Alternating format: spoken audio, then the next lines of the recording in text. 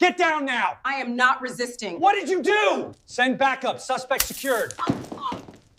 Officer Marcus Chin, badge number 4782 of the Hillcrest County Police Department, made the worst decision of his 9-year career when he saw a black woman getting her mail in an upscale neighborhood and decided something didn't look right. He circled back 15 minutes later, approached the house with his hand near his weapon, and when Judge Patricia Williams answered her own front door, Chen demanded she step outside for questioning without any legal justification.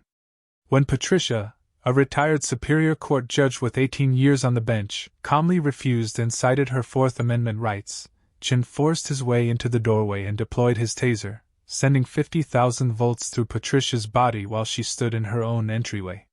What Chen didn't know was that the Ring doorbell camera had captured every second in crystal clear HD with perfect audio.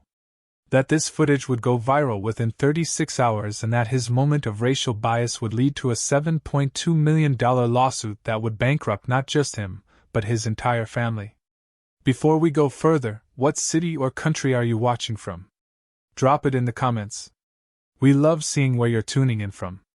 If you believe no one should be tossed at their own front door for simply asserting their rights, then make sure you like this video and subscribe. Judge Patricia Williams had spent her entire Saturday morning doing something she had dreamed about for years. At 52 years old, after 18 years presiding over cases in Superior Court, she had finally retired with full pension and bought the house she had always wanted. The 3-story Victorian home in the Hillcrest Gardens neighborhood was everything she and her partner David had saved for. They had closed on the property just 3 weeks earlier, and Patricia was still in that excited phase where every task felt meaningful. Checking the mailbox wasn't a chore. It was connecting with her new community. Watering the front garden wasn't work. It was making her new home beautiful. She had spent the morning outside in comfortable jeans and a Howard University sweatshirt. Arranging potted plants on the front porch, organizing the mailbox, setting up the new house numbers that the previous owners had never installed.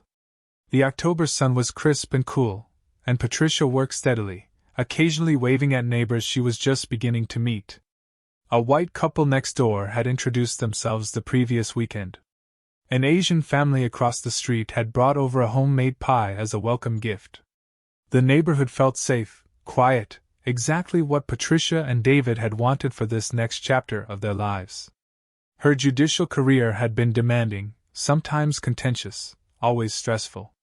She had presided over criminal trials, family court cases, civil litigation, dealt with the worst aspects of human conflict for nearly 2 decades. This house, this neighborhood, this peaceful Saturday morning represented everything she had earned. Around 11 in the morning, Patricia finished arranging the front porch and headed inside through the front door. Her silver Lexus sat in the driveway, gardening tools neatly stored in the garage, fresh mulch still visible in the flower beds where she had been working. Inside the house, David was in the study unpacking books, and the smell of fresh coffee filled the air. Patricia washed her hands at the kitchen sink, dried them on a towel, and was reaching into the cabinet for a coffee mug when she heard the loud, aggressive knocking on the front door. The knocking wasn't polite. It wasn't the gentle tap of a neighbor stopping by. It was the heavy, authoritative pounding that Patricia recognized immediately from her years in the courtroom. Someone was at her door, and they wanted attention right now. Patricia walked to the front door, glanced at her phone to check the Ring doorbell app, and saw a Hillcrest County police officer standing on her porch. The officer's hand was resting near his duty belt, his posture tense and ready. Patricia felt a flicker of confusion, but no real concern. Maybe there was an incident in the neighborhood. Maybe they were canvassing for witnesses to something. She opened the door with the casual confidence of someone who had commanded courtrooms for most of her adult life. Officer Marcus Chin had been patrolling the Hillcrest Gardens area for the past 2 hours, driving slowly through streets he considered his territory. At 34 years old, with 9 years on the force, Chin had developed what he called instincts about people and places. Those instincts had generated 11 civilian complaints over his career, most of them alleging racial profiling or excessive force. Internal Affairs had reviewed 6 of those complaints and found patterns that concerned some supervisors, but Chin had never faced serious discipline. He knew how to write reports that justified his actions, knew which supervisors would back him up, and knew that most complaints disappeared into administrative files without consequences. When Chin had driven past the house on Magnolia Lane and seen a black woman arranging items on the front porch, something in his mind flagged it as wrong. The neighborhood was predominantly white and Asian, the house is expensive, and the image of a black woman doing outdoor work triggered an assumption Chin didn't even consciously recognize as racist. He thought she might be hired help, or maybe someone casing the house, or possibly a squatter who had moved into a vacant property. The possibility that the woman simply lived there and was taking care of her own home didn't register as likely in Chen's worldview. Chen had circled the block and come back around 15 minutes later. The gardening tools were still visible, but the woman was gone. Chen parked his patrol car at the curb, studied the house for a moment, and decided to make contact. He approached the front door with the confidence of someone who believed his badge gave him the right to question anyone about anything. When Patricia opened the door, Chin saw exactly what he expected to see, a black woman who looked like she had been doing physical labor, standing in a house that Chin assumed she didn't belong in. "Step outside," Chin said, his voice carrying the flat authority of command rather than request. Patricia blinked, surprised by the tone. "Officer, can I help you?" "What's this about?" "I said step outside," Chin repeated, his hand moving closer to his taser. "Don't make me ask again." Patricia's confusion deepened, but her judicial training kicked in automatically. She kept her hands visible, her voice calm, her body language non-threatening. "This is my house, officer. Can you tell me why you need me to step outside?" Chen's eyes narrowed. "I saw someone matching your description outside this residence earlier. I need to verify you have a right to be here." "You saw me," Patricia said evenly. "I was working on my front porch. I live here. This is my property." "Then you won't mind stepping outside so I can verify that," Chen said. And the way he said it made clear he didn't believe Patricia at all. Patricia felt the familiar weight of something she had experienced before, but never quite like this. She had been followed in stores. She had been questioned about her credentials in professional settings. She had felt the sting of assumptions based on her skin color and gender. But standing in the doorway of her own home, being ordered outside by an officer who saw her as a threat rather than a homeowner, carried a different kind of violation. She had spent 18 years as a judge. She knew the law better than most attorneys. She knew her rights. And she knew that what Chen was demanding had no legal basis. "Officer, I'm going to need you to explain what reasonable suspicion you have that justifies this detention," Patricia said using the precise legal language she had used thousands of times from the bench. "I haven't committed a crime. I'm standing in my own doorway. You need probable cause to detain me, and you need a warrant to enter my home." The words hit Chen like a challenge, and his face flushed with irritation. Most people didn't talk to him like that. Most people didn't quote legal standards at him. Most people just complied, and their compliance confirmed his authority. Patricia's calm refusal felt like disrespect, felt like resistance, felt like exactly the kind of behavior that Chen had been trained to shut down immediately. "This is your last warning," Chen said, his hand now gripping his taser. "Step outside or I'm coming in to get you." Patricia's pulse quickened, but her voice remained steady. "You don't have a warrant. You can't enter my home without probable cause. I'm a retired Superior Court judge. I know the law, and what you're doing right now is illegal." Above them both, mounted beside the front door, the Ring doorbell camera recorded everything in perfect high definition. Every word, every gesture, every moment of what was about to become the worst mistake of Marcus Chen's life. Chen's grip tightened on his taser, and his face showed the kind of anger that came from someone who wasn't used to being told no. He had expected immediate compliance, the kind of fearful obedience he got from most people when he showed up in uniform with his hand near a weapon. Instead, Patricia stood in her doorway, calm and composed, speaking to him like someone who had presided over hundreds of officers just like him in her courtroom. That confidence, That refusal to submit made Chin more determined to assert control. I don't care if you say you're a retired judge, Chin said, his voice rising. Right now you're refusing a lawful order, and that makes you a problem I need to deal with.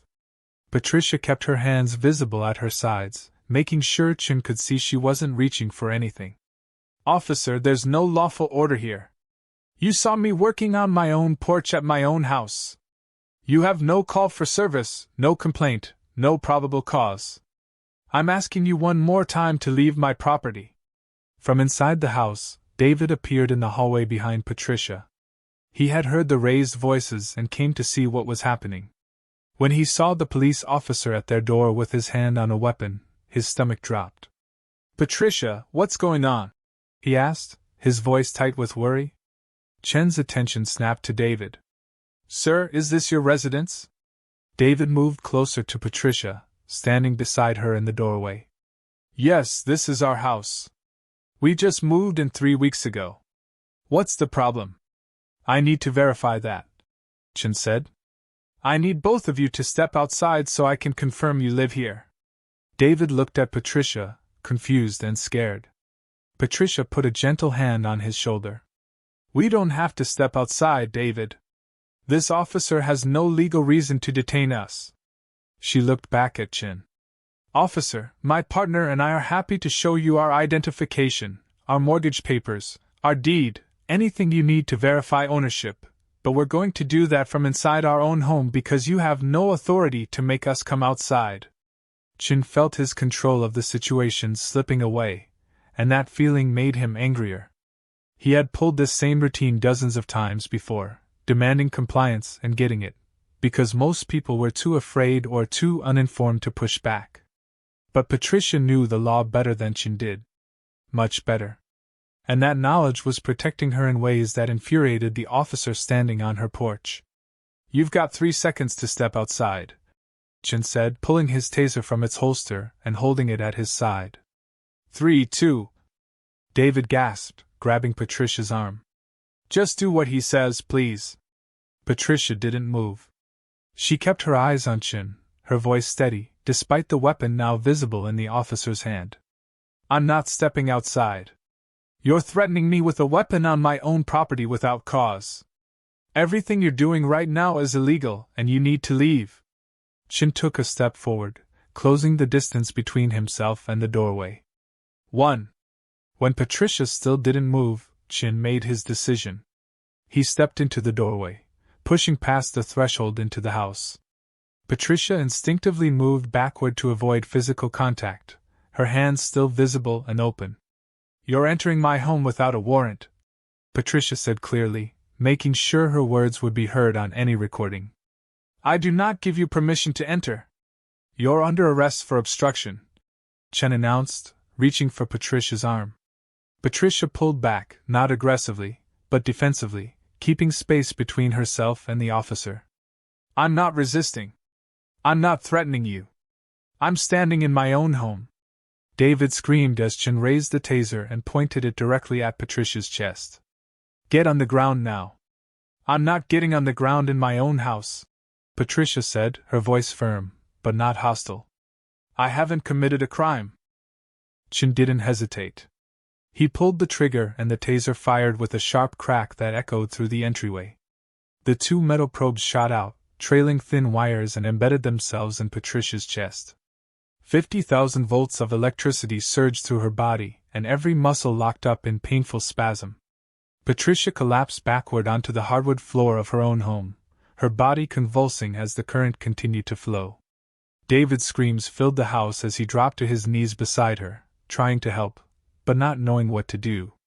Chen rushed forward, flipped Patricia onto her stomach while she was still incapacitated from the taser, and wrenched her arms behind her back. The metal handcuffs clicked into place around Patricia's wrists, tight enough to bite into her skin. The taser probes were still embedded in her chest, the wires still attached, and Patricia lay face down on her own floor, handcuffed, and struggling to catch her breath. You just assaulted me in my own home, Patricia managed to say, her voice weak and strained. You had no cause, no warrant, nothing. Chin keyed his radio with one hand while keeping pressure on Patricia's back with the other. Dispatch, this is Unit 23. I've deployed taser and have one subject in custody. Send backup to 1847 Magnolia Lane. Outside, a neighbor 2 houses down had heard David's screams and was already on the phone with 911, describing what he could see through the open front door. Another neighbor stood on her porch with her phone out, not recording, but ready to call for help if needed. And mounted beside the doorframe, the Ring camera that neither Chin nor Patricia had thought about in the chaos of the confrontation continued recording every second in perfect clarity, capturing the moment that would destroy Marcus Chen's career and bankrupt his entire family. 2 patrol cars arrived within 5 minutes, lights flashing, but no sirens in the quiet suburban neighborhood. Lieutenant James Rodriguez stepped out of the first vehicle, a 29-year veteran with gray hair and the tired eyes of someone who had seen every kind of police call imaginable. He walked up the driveway and through the open front door, taking in the scene immediately. A black woman lay handcuffed face down on the hardwood floor with taser probes still embedded in her chest. A white man knelt beside her, crying. Officer Marcus Chen stood over them both, breathing hard, his hands still on his taser. "What happened here?" Rodriguez asked, his voice sharp and controlled.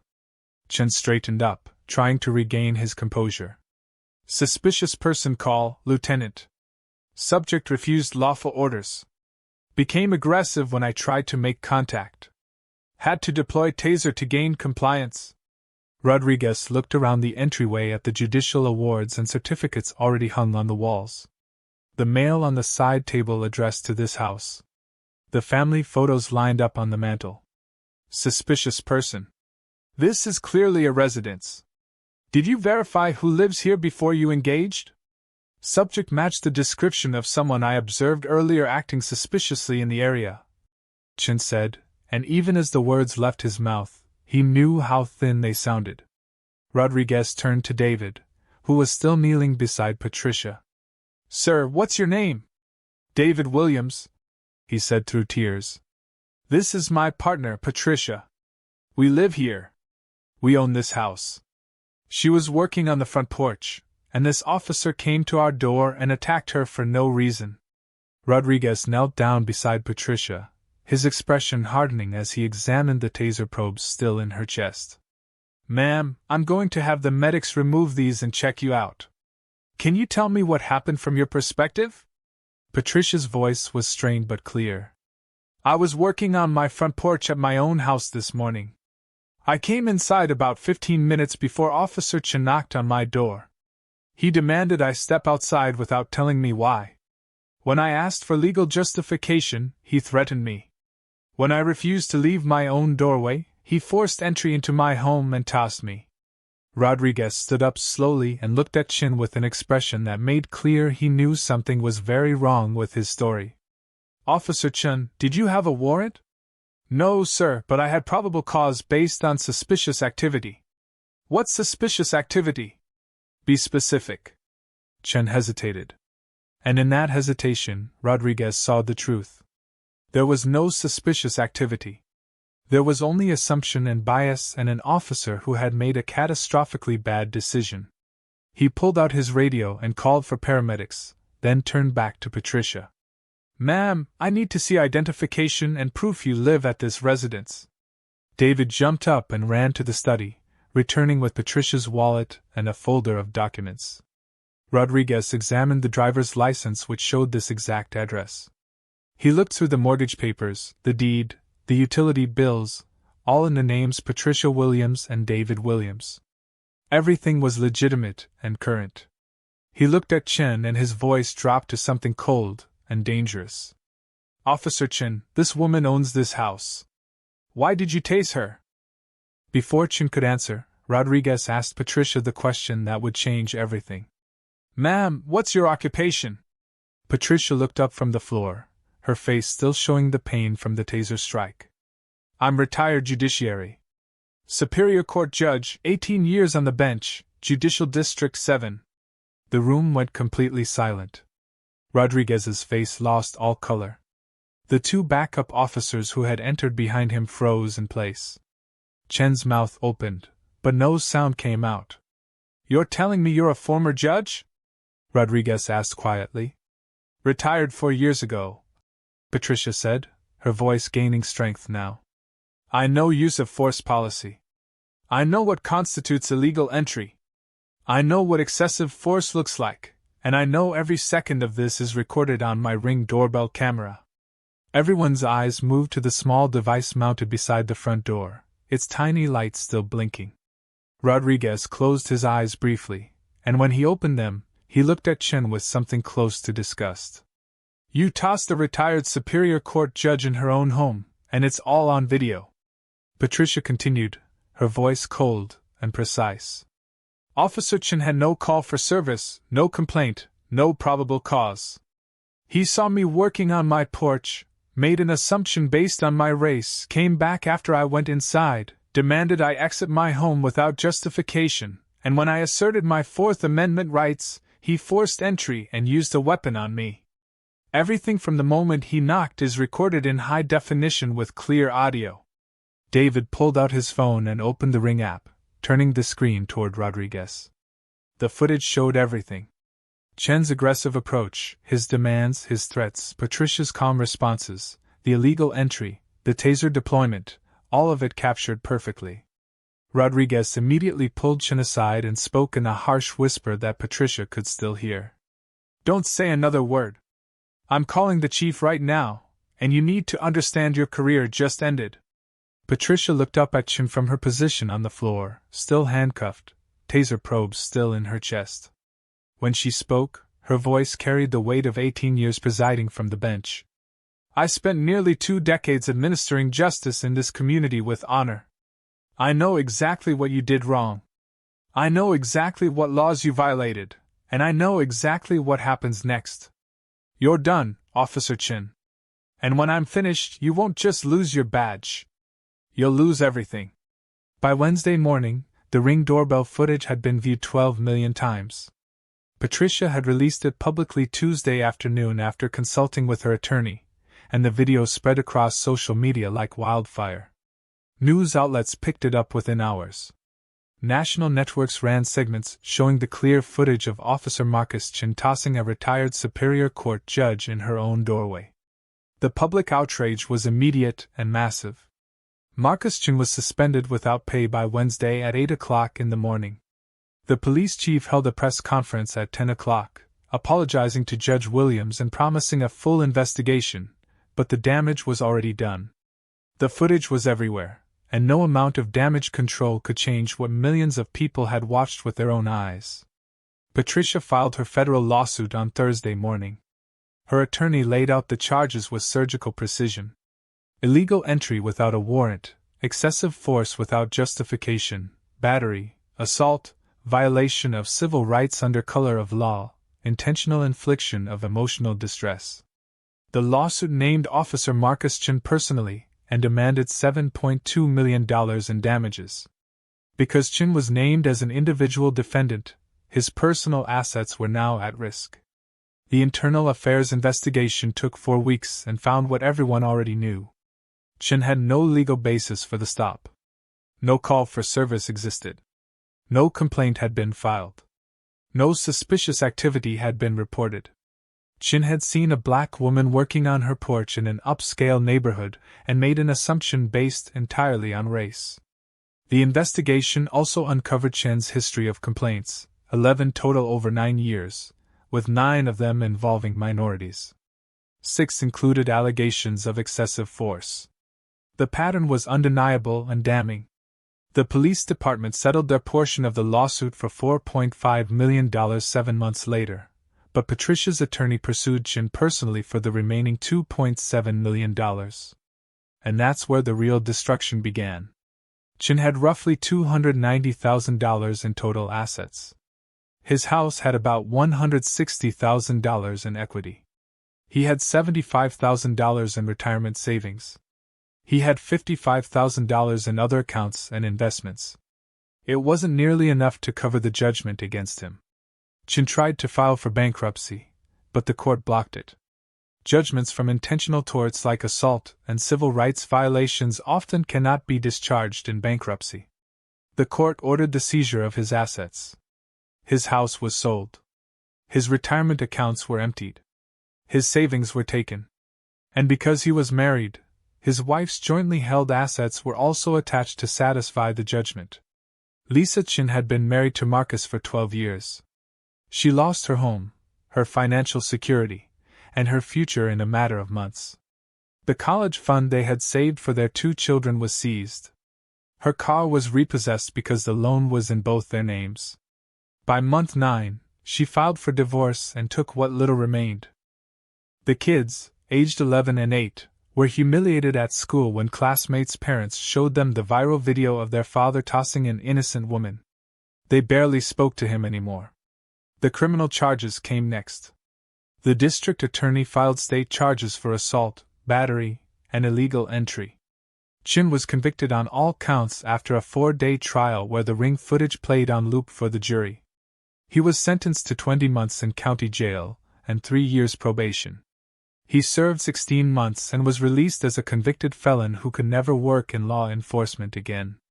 At 37 years old, Marcus Chin found himself working at a car wash for $13.50 an hour. His wages were garnished to pay the remaining judgment. In 5 years, he had paid $378,000 of the $2.7 million he owed. He would be making payments for the rest of his life. He lived in a small studio apartment, saw his children maybe once a year, and watched his ex-wife rebuild a life that didn't include him. Patricia and David still lived in their home on Magnolia Lane.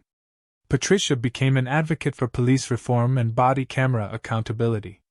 She traveled to police departments across the state, showing the ring footage as a training example of what happens when officers let bias override law. She also consulted with judicial training programs on recognizing racial profiling in law enforcement. When reporters asked her if she felt vindicated by the lawsuit victory, she gave the same answer every time. "I didn't want to be vindicated. I wanted to work on my front porch at my own house without being treated like a criminal. But if my experience can change how officers think before they act, if it can save someone else from being tossed in their own doorway, then maybe something good came from something terrible." The footage remained online, a permanent record of how 15 minutes of racial bias destroyed one man's career and bankrupted his entire family while traumatizing a respected jurist in her own home. Marcus Chin would spend the rest of his life paying for those 15 minutes, one garnished paycheck at a time, in a car wash far from the badge and authority he once abused. The lesson was brutal and simple. The camera sees everything. The law protects everyone, and consequences, when they finally come, can take absolutely everything you have. This story proves that accountability is possible when evidence is undeniable. If you know someone who needs to see how one moment of bias can destroy lives on both sides of the badge, share this video now. What reforms do you think could have prevented this? Drop your thoughts in the comments below because this conversation matters. And if you believe technology is changing how justice works in America, hit subscribe because we're bringing you more stories where the truth gets caught on camera and nobody walks away the same.